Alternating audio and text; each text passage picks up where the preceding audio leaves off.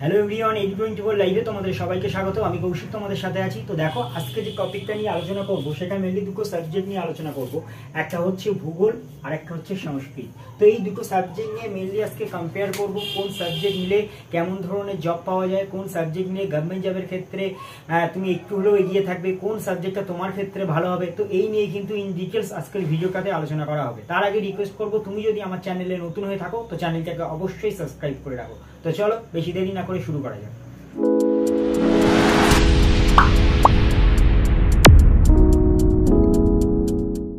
তো দেখো, প্রথমে যে সাবজেক্টটার কথা বলবো সেটা হচ্ছে ভূগোল।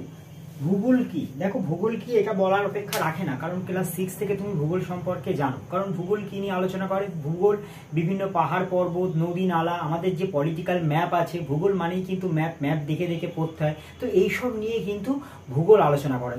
তারপরে দেখো, যেটা আমি রেখেছি সেটা হচ্ছে এই সাবজেক্টটা কেমন, ভূগোল সাবজেক্টটা কেমন। দেখো, তোমার যদি এইসব পলিটিক্যাল ম্যাপ, তারপরে বিভিন্ন পাহাড় পর্বত, বিভিন্ন নদীর নাম, এইসবগুলো যদি তোমাদের পড়তে ভালো লাগে, তোমার এই বিষয়ে যদি ইন্টারেস্ট থাকে, তো সেক্ষেত্রে এই সাবজেক্টটা কিন্তু তোমার ক্ষেত্রে ভালো হবে।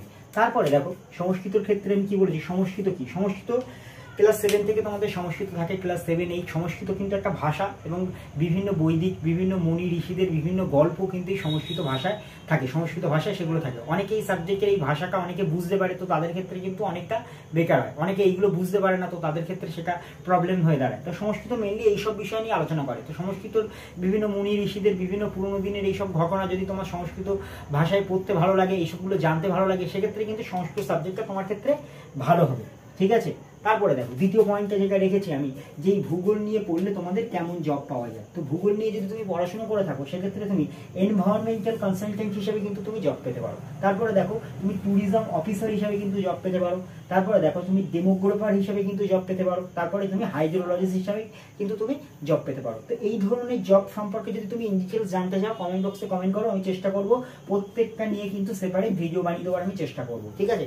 অনেকে হয়তো জানো না এই ধরনের জব কোথায় কি হয়, কোথায় অ্যাপ্লাই করতে হয়, কিভাবে ফর্ম ভরতে হয়। তো যারা জানো না, অবশ্যই কমেন্ট বক্সে কমেন্ট করো, আমি চেষ্টা করবো ভিডিও বানিয়ে দেওয়ার। অপরদিকে দেখো, সংস্কৃত নিয়ে তুমি কেমন ধরনের জব পেতে পারো। সংস্কৃত নিয়ে যদি তুমি পড়াশোনা করো, সেক্ষেত্রে তুমি সংস্কৃত ভাষাতত্ত্ববিদ হিসাবে কিন্তু কাজ করতে পারো। দেখো, মেনলি সংস্কৃত নিয়ে পড়লে সব থেকে বেশি জব যেটা তুমি পাবে, সেটা তুমি টিচার।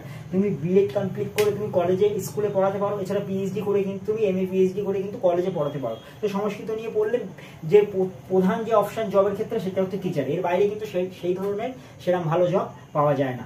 তারপরে দেখো, ভূগোল। দেখো, 3 নাম্বার পয়েন্ট, ভূগোল। এই সরকারি চাকরির ক্ষেত্রে ভূগোল তোমাকে কিভাবে সাহায্য করবে। সরকারি চাকরির ক্ষেত্রে ভূগোল তোমাদের কেমন সাহায্য করবে? দেখো, সরকারি গভর্নমেন্ট জবের যদি তোমার প্রিপারেশনের এমস থাকে, আমি বলবো ক্লাস 11 থেকে কিন্তু তুমি ভূগোল সাবজেক্টটা রাখো। কারণ ভূগোল যদি তুমি রাখো, তোমার গভর্নমেন্ট জবের ক্ষেত্রে তোমার অনেকটা হেল্প হবে। ভূগোল নিয়ে একদম ভূগোল থেকে কিন্তু প্রচুর কোশ্চেন আছে। এছাড়া তুমি যদি তোমার ফিউচারে প্ল্যান থাকে যে WBCS দেবে, সেক্ষেত্রেও কিন্তু ভূগোল থেকে অনেক মার্কস আসে। তো অবশ্যই তোমরা ভূগোল সাবজেক্টটা রাখো। তোমাদের যদি গভর্নমেন্ট জব এমস থাকে তো রাখো, তোমার অনেকটা হেল্প হবে। তারপরে দেখো, 3 নাম্বার যে পয়েন্টটা আমি রেখেছি, সেটা সরকারি চাকরির ক্ষেত্রে সংস্কৃত কিভাবে কতটা সহায়ক। দেখো, সংস্কৃত থেকে কিন্তু সেইভাবে কোনো মার্কসই আসে না। যদি এমস থাকে গভর্নমেন্ট জবের প্রিপারেশন নেওয়া, সংস্কৃত সাবজেক্টটা রাখার কোনো দরকার নেই, কারণ সব সংস্কৃত সাবজেক্ট সেইভাবে তোমার এমস হবে না। সংস্কৃত সাবজেক্টটা তুমি কখন রাখবে? যখন সংস্কৃত ভাষাটাকে তুমি ভালোভাবে বুঝতে পারবে, তোমার ইচ্ছা আছে সংস্কৃত তুমি ভালো বুঝেছো, অন্যকে পড়ানো, ঠিক আছে, টিচার হবে সংস্কৃত, সেই ক্ষেত্রে তুমি সংস্কৃত সাবজেক্টটা রাখতে পারো। যদি তোমার ভালো লেগে থাকে, তোমার বুঝতে সুবিধা হয় সংস্কৃত সাবজেক্টটা, সেই ক্ষেত্রে তুমি সংস্কৃত সাবজেক্টটা রাখতে পারো।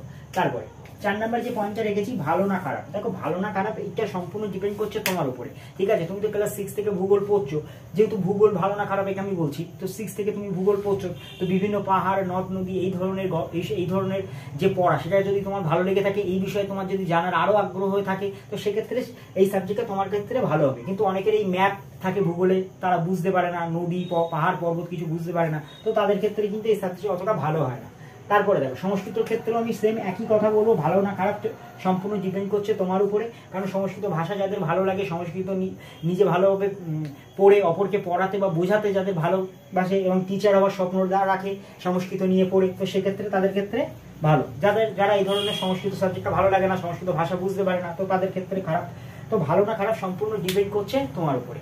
আর তার আগে আমি একটা কথা বলে নেবো, এখানে কোনো সাবজেক্টকে হায়ার করে দেখানো বা কোনো সাবজেক্টকে লোয়ার করে দেখানো আমার উদ্দেশ্য না। প্রত্যেকটা সাবজেক্ট তার নিজের দিক থেকে কোন দিক থেকে কি জবের অপরচুনিটি আছে, সরকারি চাকরির ক্ষেত্রে কোনটা এগিয়ে কোনটা পিছিয়ে, এই নিয়ে কিন্তু খোলসা করা মূল আমার উদ্দেশ্য এই ভিডিওটার মাধ্যমে। ঠিক আছে, কোনো সাবজেক্টকে হায়ার করে দেখানো বা লোয়ার করে দেখানো এটা আমার কোনো উদ্দেশ্য না।